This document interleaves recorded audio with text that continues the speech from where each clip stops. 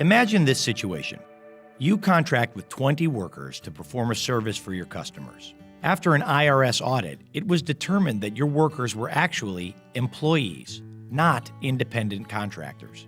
You're then asked to pay federal employment taxes as well as the employer portion of Social Security and federal unemployment taxes. And those are only the federal ramifications. You'll also be responsible for paying additional state unemployment taxes, as well as premiums for workers' compensation and disability insurance.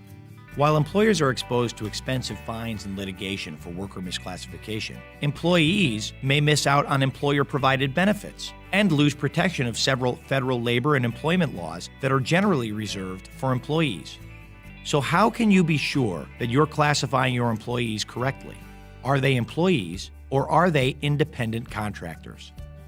Government agencies consider a number of factors to determine how much control an employer has over the working relationship. Typically, the more an employer controls the work that is being done, the more likely it is that an agency will find that an employment relationship exists. To determine the degree of control, agencies often look at behavioral control, financial control, and the type of relationship that exists between an employer and its workers. For example, when looking at financial control, you can look at your method of compensation. If you have a worker on your payroll and he or she receives steady, recurring paychecks, that worker is being paid more like an employee and less like a contractor. Answering yes to any of the following questions may also indicate that you are dealing with an employee rather than an independent contractor.